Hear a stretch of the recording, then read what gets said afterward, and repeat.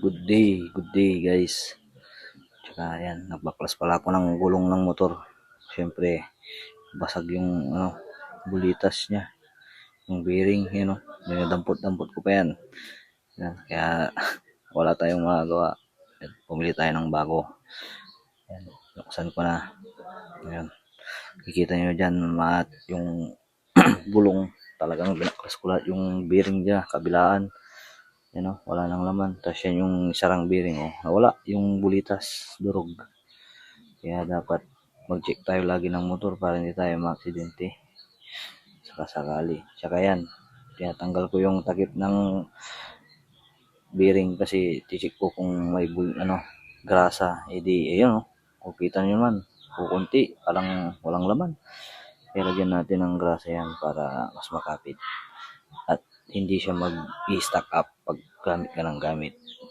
Lalagyan ko na yan. Tapos makikita mo naman dyan guys kung yung after and yan, kung meron naman. O yun o, dami na.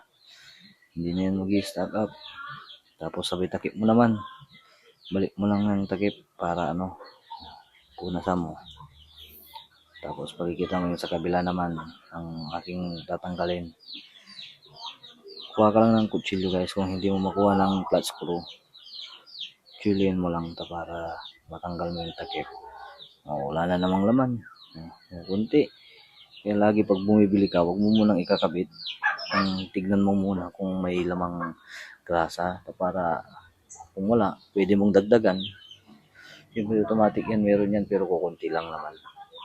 Siyempre pag ikakabit mo, bago kakabit mo agad, hindi naman talaga tatagal yan.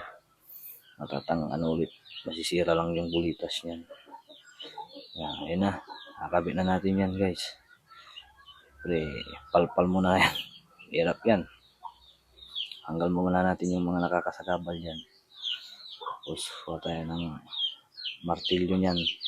Pukpukin mo. Para maipasok mo. Siyempre, hindi mo naman maitutulak yan kasi matigas. Kaya, pukpukin mo lang ng pukpukin. Para maibalik mo yung bearing niya. Pukpuk ng pukpuk. Para nagmumukmuk.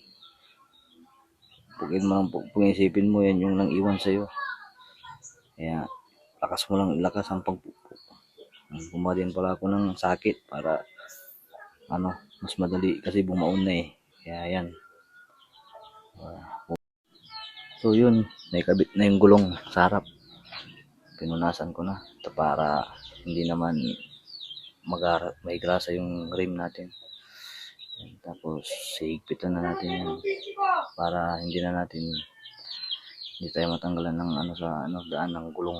Higpitan natin ng higpitan. So yun lang naman, kunting tips lang. Kung magbago kang bearing, check mo muna bago mo ikakabit para malagyan mo ng grasa kung kukunti. And then para hindi naman kaya mo namang ikabit, edi ikaw na lang magkabit para hindi na bayad sa labor. Simple lang naman yan, kaya natin yan. Yan, yun lang naman guys. Thank you. Salamat sa pagbabantay. Kung saan man umabot ang video na to, please like and share. Comment ka na rin kung taga saan ka para may shoutout kita. I love you guys and see you the next upload.